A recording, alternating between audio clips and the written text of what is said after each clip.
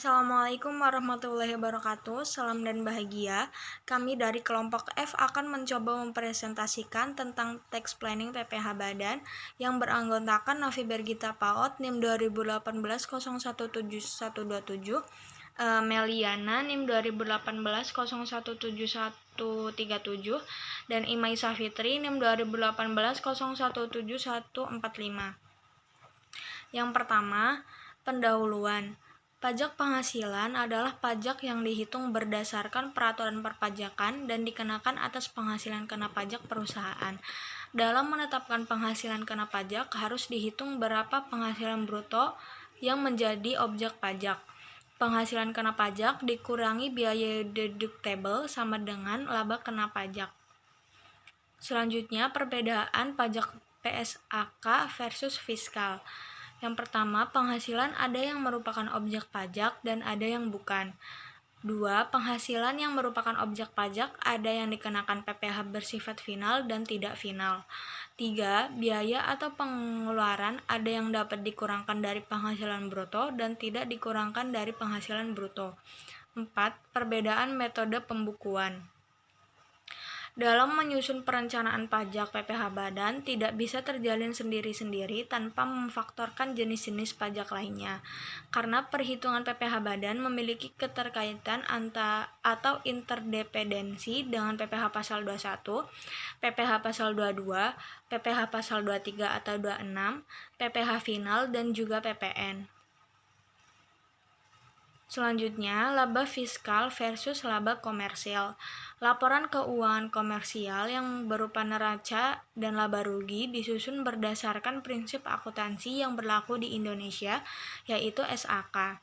Dari laporan keuangan komersial tersebut, dapat dihitung laba komersial atau penghasilan secara akuntansi. Laporan keuangan komersial dapat diubah menjadi laporan keuangan fiskal dengan melakukan rekonsiliasi. Laporan keuangan yang disusun khusus untuk kepentingan perpajakan dan mengindahkan semua peraturan perpajakan tersebut dengan laporan keuangan fiskal. Penyusunan laporan keuangan fiskal didasarkan pada penerapan mekanisme atau prinsip taxable dan deductible. Prinsip taxable dan deductible merupakan prinsip yang lazim diterapkan dalam perencanaan pajak, yang pada umumnya mengubah penghasilan yang merupakan objek pajak taxable menjadi penghasilan yang tidak merupakan objek pajak non-taxable, serta mengubah biaya yang tidak boleh dikurangkan non-deductible menjadi biaya yang boleh dikurangkan deductible. Implementasi dari taxability dan deductibility berarti bahwa biaya-biaya baru dapat dikurangkan dari penghasilan bruto pihak pembayar apabila pihak penerima uang tersebut melaporkan sebagai penghasilan dan penghasilan tersebut dikenai pajak. Selanjutnya, penghasilan yang menjadi objek atau taxable income. Penghasilan yang menjadi objek pajak adalah setiap tambahan kemampuan ekonomis yang diterima atau diperoleh wajib pajak, baik yang berasal dari Indonesia maupun dari luar Indonesia, yang dapat dipakai untuk konsumsi atau menambah kekayaan dengan nama dan dalam bentuk apapun, termasuk penggantian atau imbalan berkenaan dengan pekerjaan termasuk gaji, hadiah dari undian, laba usaha karena penjualan harta atau pengalihan harta, penerimaan kembali pembayaran pajak, bunga, dividen, royalti, dan lain-lain. 2. Penghasilan yang pajaknya dikenakan PPh bersifat final, yaitu penghasilan berupa bunga deposito dan tabungan lain, berupa hadiah undian, penghasilan dari transaksi saham, penghasilan dari transaksi pengalihan harta berupa tanah atau bangunan. 3. Penghasilan yang bukan objek pajak atau non-taxable income.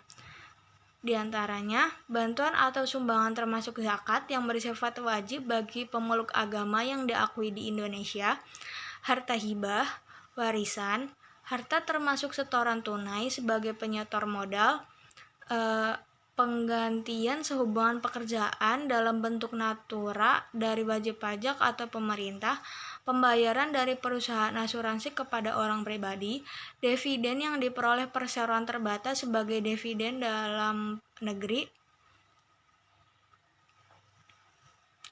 iuran yang diterima dana pensiun, penghasilan dari modal yang ditanamkan oleh dana pensiun, bagian laba yang diterima anggota dari perseroan komoditer, penghasilan modal ventura berupa bagian laba, dan beasiswa. 4. Biaya-biaya yang boleh dikurangkan, deductible expense. Penghasilan kena pajak bagi wajib pajak dalam negeri dan bentuk usaha tetap ditentukan berdasarkan penghasilan bruto dikurangi biaya, termasuk biaya yang secara langsung atau tidak berkaitan dengan kegiatan usaha, penyusunan atas pengeluaran atau harta berwujud, iuran kepada dana pensiun, kerugian karena penjualan, kerugian selisih kurs mata uang asing, penelitian dan pengembangan perusahaan, biaya beasiswa magang dan penelitian, piutang yang nyata-nyata tidak dapat ditagih, sumbangan penanggulangan bencana, sumbangan penelitian dan pengembangan, pembangunan infrastruktur sosial. 5. Biaya yang tidak boleh dikurangkan, diantaranya pembagian laba dari dividen, biaya yang dikenakan untuk kepentingan pribadi pemegang saham, pembentukan dana cadangan, premi asuransi, imbalan sehubungan pekerjaan dalam bentuk natura, jumlah yang melebihi kewajaran yang dibayarkan kepada pemegang saham, harta yang dihibahkan, bantuan atau sumbangan. Selanjutnya, tax planning dalam rangka mengefisiensikan PPh badan. Yang pertama ada sistem pembukuan yang tepat. Yang kedua, pemilihan metode penyusutan aktiva tetap dan amortisasi atas aktiva tidak berwujud. Yang ketiga, memiliki metode penilaian persediaan. Dan yang keempat, pemilihan pemberian kesejahteraan kepada karyawan dalam bentuk natura dan atau cash. Selanjutnya akan dijelaskan oleh Mbak Novi. Yang pertama, memilih sistem pembukuan yang tepat. Di sini ada dua, yaitu metode perhitungan penghasilan dan biaya. Menurut stelsel akrual, pengakuan diakui pada waktu diperoleh dan biaya diakui pada waktu terutang. Jadi, tidak tergantung kapan penghasilan itu diterima dan kapan biaya itu dibayar secara tunai. Dan menurut stelsel kas, penghasilan baru dianggap sebagai penghasilan apabila benar-benar telah diterima secara tunai dalam suatu periode tertentu, serta biaya baru dianggap sebagai biaya apabila benar-benar telah dibayar secara tunai dalam suatu periode tertentu. Yang kedua, analisis perbandingan pembukuan dan pencatatan. Pencatatan itu terdiri atas data yang dikumpulkan secara tertentu tentang peredaran atau penerimaan bruto dan atau penghasilan bruto yang digunakan sebagai dasar untuk menghitung jumlah pajak yang terutang, termasuk penghasilan yang bukan objek pajak dan atau yang dikenai pajak yang bersifat final. Yang kedua, perhitungan laba rugi tahun 2011 kantor notaris Bedu. Untuk pos perkiraannya itu, dan ada pos perkiraan pencatatan sama pembukuan. Pos perkiraan penghasilan bruto dan pada pencatatannya itu sebesar 9 juta, pada pembukuan sebesar 9 juta. Sedangkan biaya 3 miliar pada pencatatan tidak dicatat, pada pembukuan sebesar 720 juta. Untuk laba bersih usaha pada pencatatan sebesar 495 juta dan pada pembukuan sebesar 180 juta. PTKP misalnya tidak kawin dan memiliki satu tanggungan. Pada pencatatan sebesar 18.480.000, pada pembukuan sebesar 18.480.000. Untuk penghasilan kena pajak pada pencatatan sebesar 476.520.000, pada pembukuan sebesar 161.520.000, dan PPh terutang pada pencatatan sebesar 23.826.000 dan pada pembukuan sebesar 8.076.000. Itu untuk perhitungan notaris di Jakarta dengan norma 55%. Jadi 55% dikali dengan 900 juta mendapatkan hasil 495 juta. Dan bila diasumsikan rate of return adalah 15%, maka laba bersih usaha atau pembukuan sebesar 180 juta itu berasal dari 15% dikali dengan 900 juta. Selanjutnya itu keuntungan penyelenggaraan pembukuan yang dapat dilihat dalam perbandingan dengan pencatatan sebagai berikut. Uraian pertama, harga pokok dan biaya usaha, pencatatannya tidak boleh diperhitungkan dan pembukuannya itu bisa diperhitungkan atau pengeluaran yang deduktibel.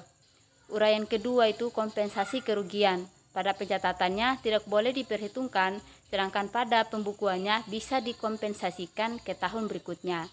Uraian ketiga, penetapan penghasilan kena pajak, yaitu pencatatannya sesuai norma perhitungan penghasilan neto dan pembukuannya sesuai kondisi real atau penghasilan pengeluaran deduktibel.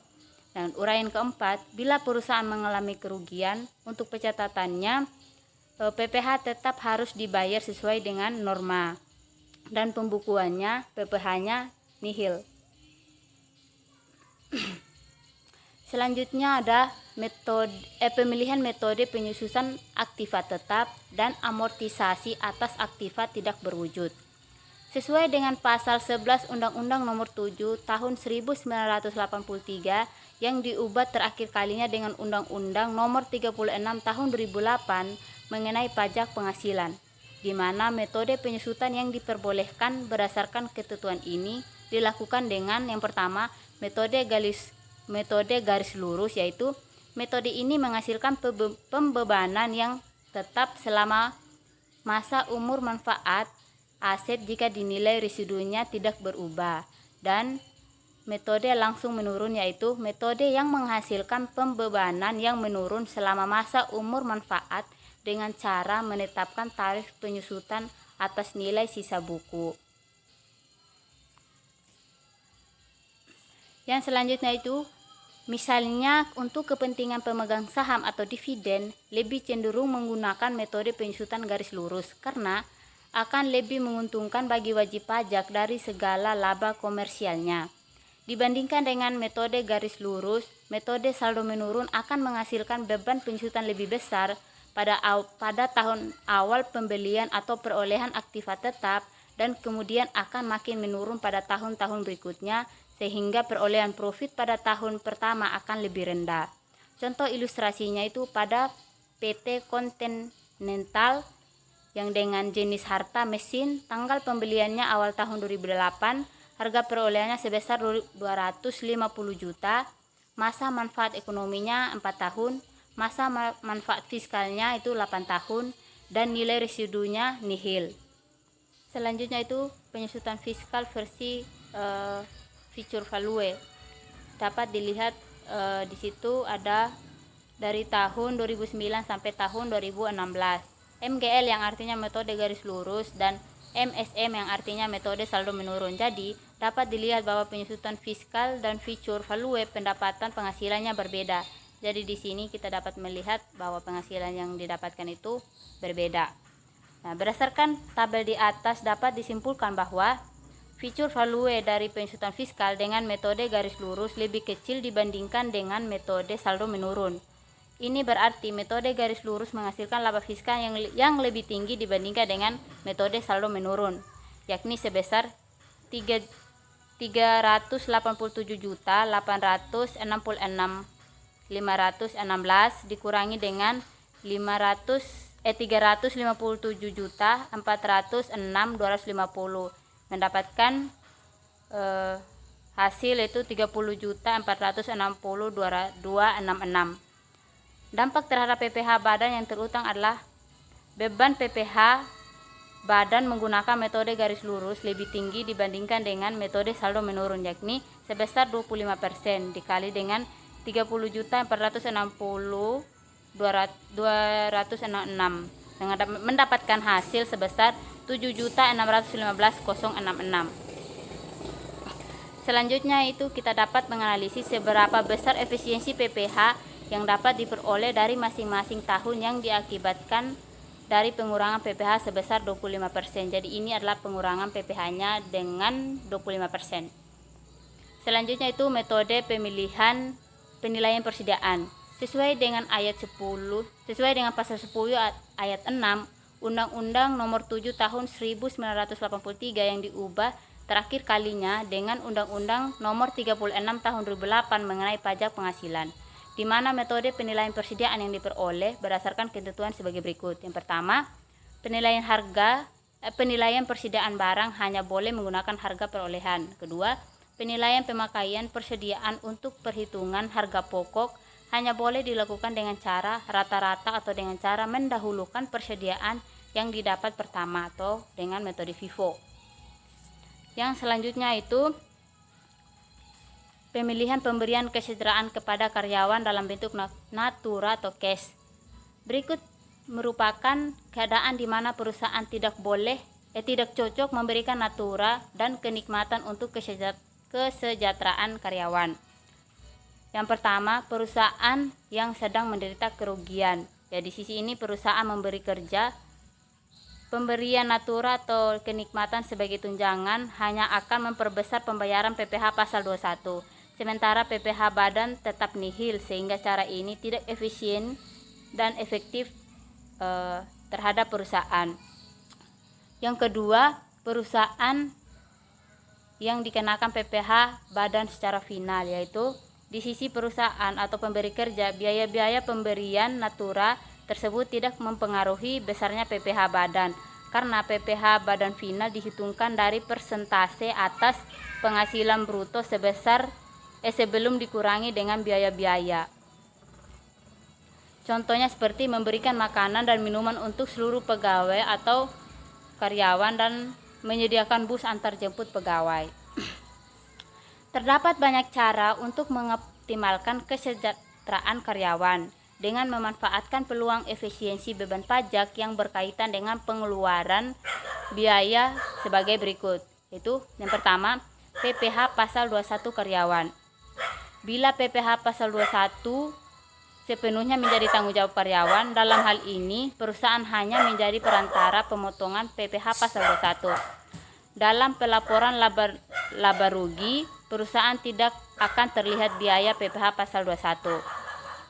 Yang kedua, bila karyawan diberi tunjangan PPh pasal 21, tunjangan ini tercantum dalam slip gaji pegawai dan SPT pasal 21 karyawan seperti form 1720, sehingga tunjangan tersebut dikenai PPh atau taxable. Dan karena itu boleh dibebankan sebagai biaya atau deductible. Dalam pelaporan laba rugi perusahaan akan terlihat biaya tunjangan PPh pasal 21. Dan yang ketiga, bila PPh pasal 21 ditanggung oleh perusahaan bukan sebagai tunjangan PPh pasal 21, dan karena itu merupakan kenikmatan atau benefit in kind dan tidak boleh dibebankan sebagai biaya. Dalam laporan laba rugi perusahaan akan terlihat biaya PPh pasal 21 terpisah dari gaji dan tunjangan karyawan lainnya. Yang selanjutnya itu pengobatan kesehatan karyawan. Terdapat beberapa cara yang dilakukan perusahaan dalam memberikan fasilitas pengobatan untuk kesehatan karyawan. Yang pertama itu reimbursement atau kwitansi biaya medikal dari dokter, klinik maupun rumah sakit.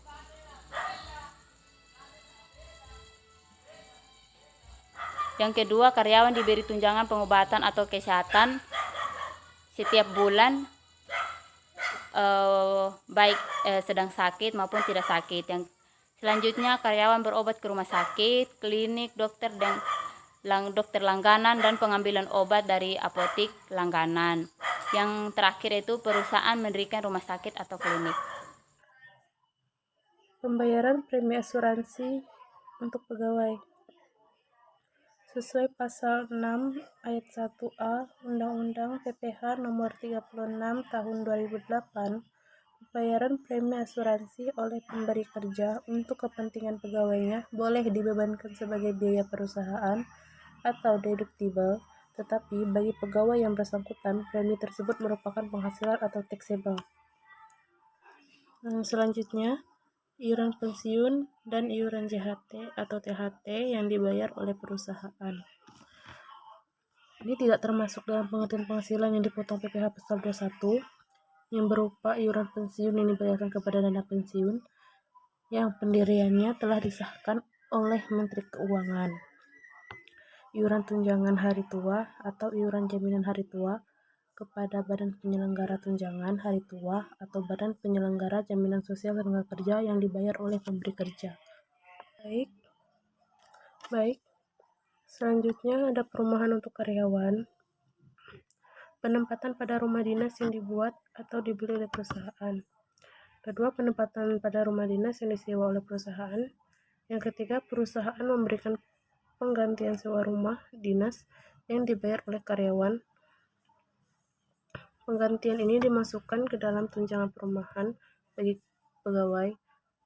Yang keempat, perusahaan memberikan tunjangan perumahan kepada karyawan. Selanjutnya, perlakuan perpajakan. Dasar acuannya adalah pasal 4 ayat 3 huruf D, pasal 9 ayat 1 huruf D, Undang-Undang Nomor 7 Tahun 1983 yang telah diubah terakhir kali dengan Undang-Undang Nomor 16 Tahun 2008 tentang pajak penghasilan. Yang pertama, pembayaran untuk pekerjaan atau jasa dalam bentuk natura kepada karyawan tidak dapat dipotongkan sebagai biaya perusahaan dalam menghitung PKP dari perusahaan yang bersangkutan, sedangkan bagi karyawan yang menerima pemberian tersebut tidak merupakan penghasilan. Yang kedua, sebaliknya, bila mana diberikan dalam bentuk uang, maka apa yang diterima oleh karyawan yang bersangkutan merupakan penghasilan, dan bagi perusahaan yang bersangkutan merupakan biaya. Selanjutnya, transportasi untuk karyawan. Biaya eksploitasi kendaraan antarjemput karyawan merupakan biaya perusahaan dan bukan merupakan penghasilan bagi karyawan. Yang kedua, seluruh eksploitasi dan depresiasi untuk kendaraan perusahaan yang dikuasai atau dipegang oleh karyawan tertentu atau dibawa pulang setelah jam kerja merupakan biaya perusahaan dan bagi karyawan merupakan penghasilan karena merupakan kenikmatan. Yang ketiga, tunjangan transport yang diberikan kepada karyawan untuk keperluan pergi dan pulang kantor merupakan penghasilan karyawan dan biaya bagi perusahaan. Yang keempat, biaya dalam rangka menjalankan tugas perusahaan. Pakaian seragam untuk karyawan. Pertama, pemberian natura atau kenikmatan yang dapat dikurangkan dari penghasilan bruto pemberi kerja dan bukan merupakan penghasilan bagi pegawai yang menerimanya. Yang kedua, pemberian natura atau kenikmatan yang merupakan keharusan dalam pelaksanaan pekerjaan sebagai sarana keselamatan kerja atau karena sifat pekerjaan tersebut mengharuskannya. Selanjutnya, perjalanan dinas karyawan.